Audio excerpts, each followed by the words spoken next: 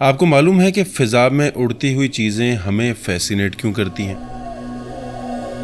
اڑتے بادل دیکھتے رہنے کا دل کرتا ہے، اور اس میں اڑتے پرندے اور ان بادلوں کو ادھر ادھر منڈلاتے دیکھ کر عجیب سا سکون سا آتا ہے۔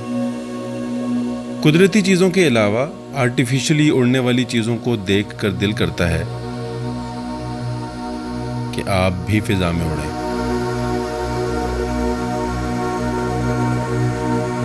اور ہوا کے اس پریشر کو فیل کر سکیں۔ معاملات، حالات اور مناظر کو اونچائی سے دیکھنا ایک الگ قسم کا تجربہ ہے۔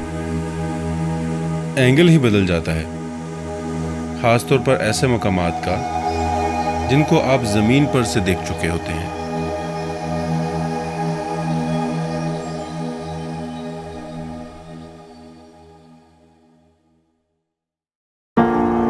کوئی فکرہ آپ غور سے پڑھیں اور پھر وہ کچھ دنوں میں سچ ہو جائے۔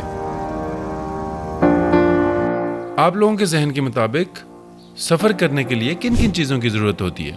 رخت سفر، سواری، پیسہ یا پلان؟ کبھی سنا ہے کہ دہشت گردی ہو اور ساتھ سیاحت کو فروغ ملے؟ اس ملک نے بہت برداشت کیا ہے۔ اب اللہ کا لاکھ شکر ہے کہ سیاحت کے فروغ کی بات کر سکتے ہیں، اور اسی بات کو ذہن میں رکھتے ہوئے میرے خیال میں سب سے زیادہ ضرورت ہوتی ہے امن کی، پیس۔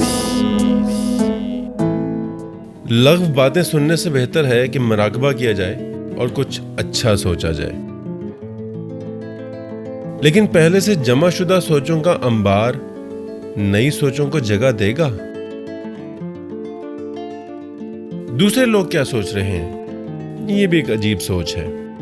سوچتا ہوں کہ اچھے مناظر دیکھتے ہوئے ذہن میں کیا سوچ ہونی چاہیے۔ ایک ضمنی سوال کہ ان تمام سوچوں کا وزن کتنا ہوتا ہوگا؟ 1 پاؤ یا 1 کلو؟ اچھی سوچ کا وزن ½ کلو اور بری سوچ کا وزن 1 پاؤ۔ اس مرتبہ سفر کا میڈیم زمین کے اوپر اور آسمان کے نیچے تھا۔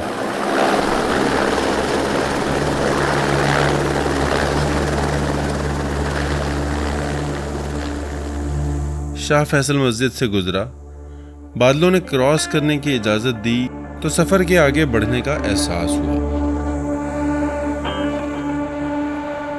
مارگلا کے گھنے جنگل والے پہاڑ کراس کرتے ہی ہزارہ موٹر وے نظر آتی ہے، جس پہ اکثر روڈ ٹریولنگ کرنے کا موقع ملا۔ خانپور ڈیم بھی ساتھ ہی پڑا ہوا ہے۔ خوبصورت ٹیرین جو آپ کو یہ سوچنے پر مجبور کر دے کہ ایسے نظاروں کو دیکھتے ہوئے کیا سوچا جاتا ہے۔ کہیں تو آپ کو لش گرین خوبصورت ہریالی نظر آئے گی، کہیں پہاڑوں کی کٹائی کے بعد ایسی پرتیں جن کو دیکھ کر انسان حیران رہ جائے۔ وقفے وقفے سے انسانی رہائش گاہیں آپ کی توجہ اپنی طرف مبذول کراتی ہیں، اور ان کی زمینیں جہاں وہ کچھ نہ کچھ اگاتے اور کھاتے ہیں دور دراز تک پھیلی ہوئی ہیں۔ اسلام آباد شہر سے 700 یا 800 کلومیٹر دور یہ علاقہ اور ان کی ساخت آپ کو دیگر علاقوں سے انتہائی مختلف نظر آئے گی۔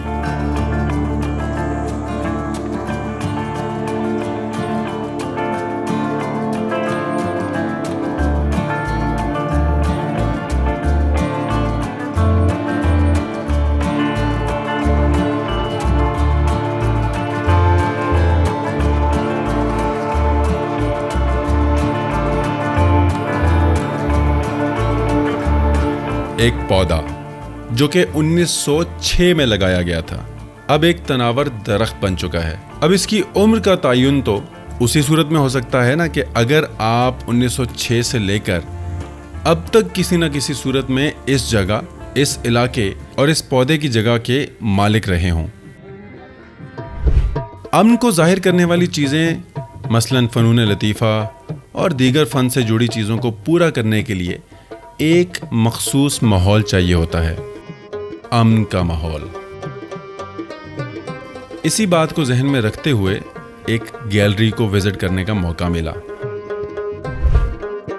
ماضی کی کچھ کہانیاں सरगुज़श्त और बिपताएं इस आर्ट गैलरी में संभाल कर कुछ इस अंदाज से रखी गई हैं ताकि आने वाली नस्लें देख सकें कि ये इलाका किस किस्म के हालात से गुजरा है।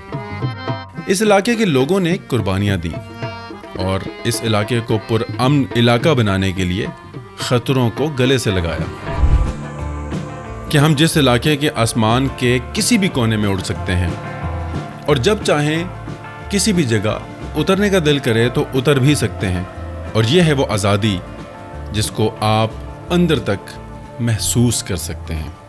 Welcome to South Waziristan.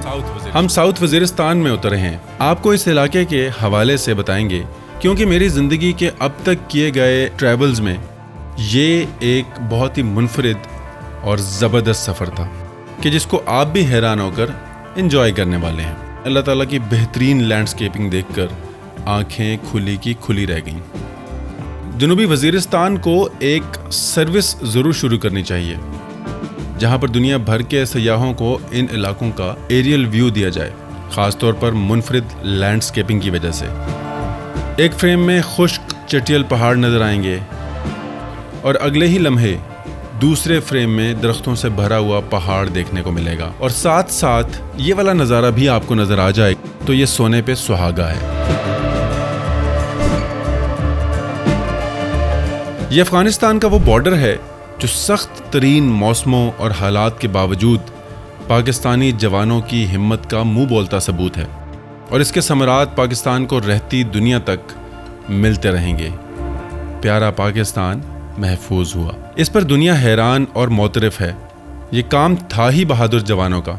आपको सामने जो चौकी नज़र आ रही है ये पाकिस्तान की आखिरी चौकी है और इसके साथ साथ जो लाइन नज़र आ रही है वो दरअसल बाड़ है और इसी बाड़ को लगाना एक बहुत बड़ी कामयाबी है।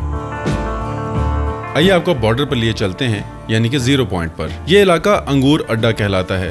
ये वो तमाम लोग हैं जो इंतज़ामिया को अपनी सफरी दस्तावेज़ात दिखाकर बॉर्डर क्रॉस कर रहे हैं।